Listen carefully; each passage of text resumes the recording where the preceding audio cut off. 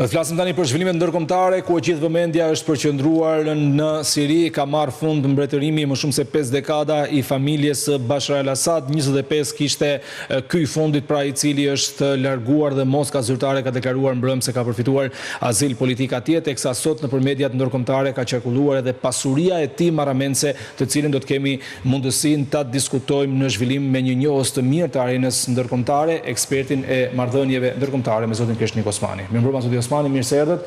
Për herë të parë në studio pas disa komunikimeve përmes Skype-it. Faleminderit që jeni këtu. Mirësevgjë. Çfarë po ndodh në Siri pas rënies së Bashar al-Assad? Pyetja që besoj duan të dinë të gjithë që kanë kuptuar se grupet rebel morën kontrollin ose pushtetin, nëse mund ta themi kështu, dhe ai është larguar drejt Moskës. Po më pas ditë historike që përfaqëson tërmetin më të madh gjeopolitik që i ka ndodhur lindjes mesme nëpërmjet asaj që ka ndodhur në Siri. Është një tërmet i cili, siç e kemi njoftuar vazhdimisht, do të transformojë totalisht ekuilibrat gjeopolitik rajonal të lindjes mesme për llogari të një loje më të madhe që është loja globale. Ajo që ka ndodhur është një ditë historike për një pjesë të madhe të popullit sirian, të cilët pas 50 vitesh largojnë një familje politike e cila i kishte sunduar një lloj siç ndodhi edhe me shqiptarët, pothuajse sirianët në vitin 2024 përjetojnë të njëjtin moment që përjetuan shqiptarët pas rënies së komunizmit në Shqipëri.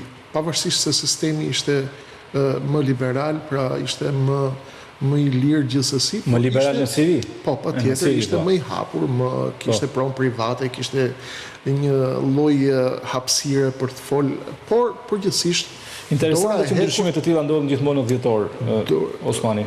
Ndoshta çështje tjetër, po, sidoqoftë më bën përshtypje me që festuam 8 dhjetorin dje, po. Është interesant që ky është një zhvillim i cili përfaqëson një tërmet. Kjo është më e rëndësishme.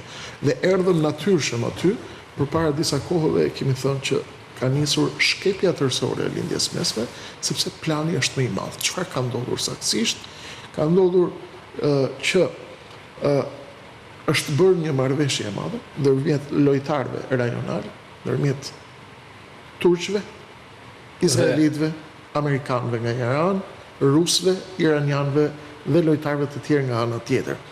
Kryesisht ka ndodhur që është marrë vendimi të largohet Asadi dhe këtë ja kanë përcjell Asadit prej takimit që ka patur ai para 3 ditësh me Vladimir Putinin në Moskë, ku Putini i sugjeroi Asadit që të improvizojë një grup shteti të kontrolluar në mënyrë që të bëjë një largim të butë, por Asadi me sa duket nuk e ka pranuar aty. Ka pritur edhe një zhvillim tjetër që ishte takimi i rëndësishëm i bërë ndërmjet ministrit të jashtëm Hakan Fidan, ministrit të jashtëm turk Hakan Fidan, ministrit të jashtëm rus Sergej Lavrov dhe atij të Iranit Abbas Araghchi, takimi i Katarit i cili me sa duket nuk ishte më një takim për të mbrojtur apo jo Asadin, për të mbajtur apo jo më Asadin në lojë, por ishte takimi i lamtumirës dhe i asaj çfarë do të ndodh pas Asadit. Tërmeti ka nisur tronditjen e tij të madhe, apo i ka dhënë lëkundjet e tij të para me nisjen e sulmit të Hamasit në Izrael. Më pas erdhëm ke sulmi i Benjamin Netanyahus në Gaza, më pas ndodhi rrafshimi i Gazës, shkaluam në skenarin e Libanit dhe natyrshëm do të vinte pas Gazës, do të vinte bregu perëndimor, tashmë do të vinte Libani, erdhi Libani, do të vinte Siria, erdhi Siria, tashmë e kanë radhën Iraku, e kanë radhën Siria vetë, hyn në një sfidë tjetër jashtëzakonisht madhe, për atë se çfarë do të ndodh pas rënies së Asadit, sepse atje ka grupe të mëdha. Izraeli ka bombarduar në mënyrë të frikshme të gjithë infrastrukturën ushtarake siriane, me aeroporte, me tanke, me depo armësh. Pra, atje ka vetëm një grup i cili ka qenë terrorist, më parë i drejtuar nga një personazh që quhet Abu Muhammad al-Gjulani, i shpallur terrorist nga SBA. Por amerikanët në momentin që kanë nevojë për ty të heqin nga lista, kur s'kanë nevojë për ty futesh në listë, është kalkulim, është llogari. Llogari, po interes. Është interes dhe amerikanët janë marrë vesh me turqin dhe me izraelitët sepse Izraeli kishte nevojë për një deal të madh, për një marrëveshje të madhe. Turqit kishin nevojë për marrëveshje të madhe, për të ruajtur interesat e veta, për të mbrojtur nga kurdët. Izraeli dhe Benjamin Netanyahu kishin një deal, nevojë për një marrëveshje, për të ndaluar rrezikun iranian, i cili komunikonte nëpërmjet rrugës së hapësirës Sirisë me Hezbollahët, dhe Irani kishte interesat e tij që i runte me Asadin, dhe Rusia kishte bazën e saj më të madhe në lindjen e mesme. Pra, të gjithë lojtarët kishin një interes të madh atje, dhe të gjithë lojtarët shkuan drejt një formule sipas të cilës ata merrnin një pjesë të interesave të tyre në mos i marrshin të gjitha. Goditja e Hezbollahëve në Liban dhe goditja e Iranit, dobësimi i dy patericave të regjimit të Asadit, hapi lojën e re, dhe me sa duket edhe Irani, edhe Rusia e lëshuan Asadin, sepse i thanë, e kuptuan pra që jemi në një lojë të re, e cila ka dinamika të reja dhe janë përballë sfidave të reja. Dhe Siria sot është në këtë udhkryq, në të cilin nuk e di kërkush se ku do të shkojë, pasi skenarët janë përgjithsisht skenar të errët. Pra, fakti që Irani dhe Rusia e lëshuan në këtë moment Bashar al-Assad, nuk ka të bëjë me faktin se këto dy vende ishin të zëna me luftra të tjera, të cilat lidheshin drejt për së drejti, si rasti i Iranit me Izraelin dhe i Rusisë në Ukrainë. Pra, paska që një interes i tyre për ta lënë, edhe nëse do të ishin në kohë të qeta në këtë situatë, apo lidhen edhe me dy konfliktet? Lidhen me dy konfliktet. Një, lidhen me ardhjen e Donald Trumpin. Dy, sepse Donald Trump është përfaqësuesi i shtetit më të fuqishëm në botë. Dhe kur të vi unë në shtëpi të bardhë, e dua lindjen e mesme të mbyllur dhe e dua Ukrainën të mbyllur, do të thotë që ata do veprojnë diçka. Tani Putini nuk e mbante dot edhe lindjen e mesme edhe Ukrainën. Ndaj shpejtoi bashkë me Turqinë e Recep Tayyip Erdoganit, i dhanë një marrëveshje amerikanëve Donald Trumpit dhe Benjamin Netanyahus për dobësuar Iranin në Siri, në mënyrë që secili ti merrte atë që don prej Donald Trumpit kur të vi. Çfarë duan rusët? Duan të aneksojnë 4 rajonet që i kanë marrë në Ukrainë. Apo s'është kështu? Absolutisht. Kjo është ajo që po kërkon. Çfarë duan turqit? Turqit duan të kenë ndikim në Siri, të dobësojnë Iranin dhe Rusinë në një farë mënyrë, edhe pse ka alat. Turqia merret vesh edhe me Iranin, por nuk e do ato të fortë, do të jetë ajo vetë violinë e parë. Ndërkohë turqit dhe zoti Erdogan kanë në shpinë faktorin kurd, i cili mbështetet nga amerikanët dhe nga izraelitët. Tani, Erdogan ka marrë një premtim nga amerikanët dhe nga izraelitët. Që është, do t'i japin leje që zona tampon e sigurisë ndërmjet jugut të Turqisë dhe veriut të Sirisë të shtyhet në 35 kilometra, çka do të thotë më pak mundësi e kurdëve për të goditur Turqinë. Nga ana tjetër, ndarja e Sirisë, që është një opsion sot në Tuez, ndarja e Sirisë. Patjetër, kemi thënë shkepja në fillim. Po. Shkepja e lindjes mesme. Absolutisht po. Pse mund të ndahet Siria? Sepse grupi Al-Gjulani që ka hyrë në Siri tashmë, kanë nga i Kalashnikov edhe ca makina Foristrada. Kaq. Siria nuk ka më ushtri zyrtare. Siria nuk ka më armë. Siria nuk ka më aviacion. Nuk ka më aeroporte ushtarake. Siria sot është lakuriq.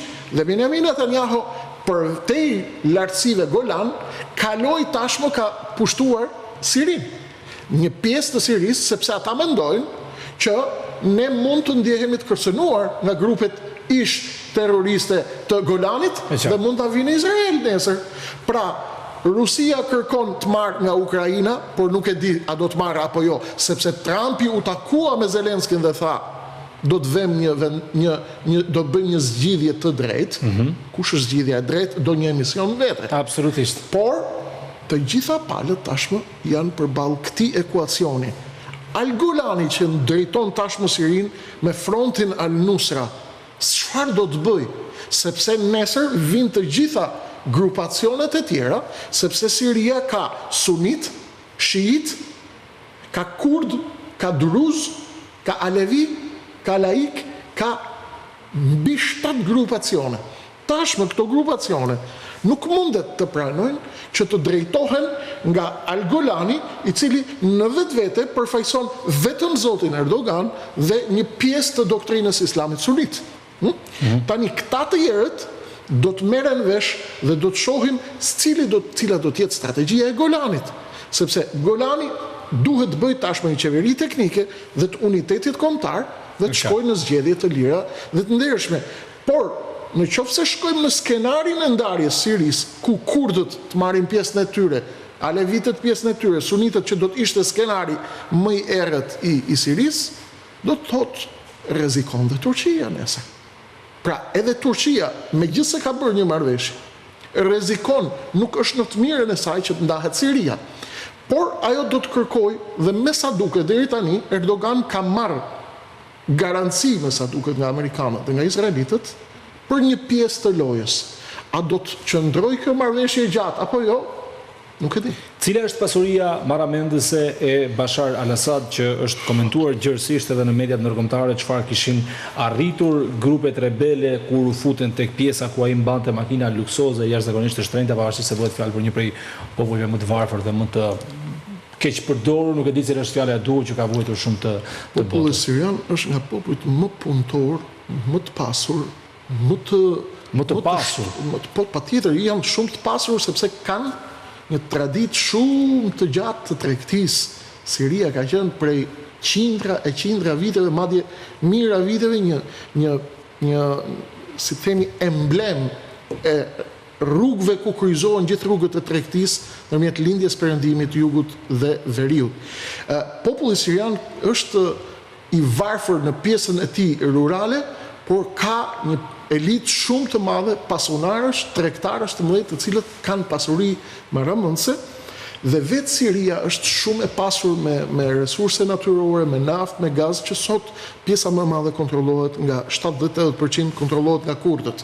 Një familje në pushtet, 50 vjet, e cila kontrollonte çdo skut të shtetit, çdo gjë ishte në pronësinë e saj.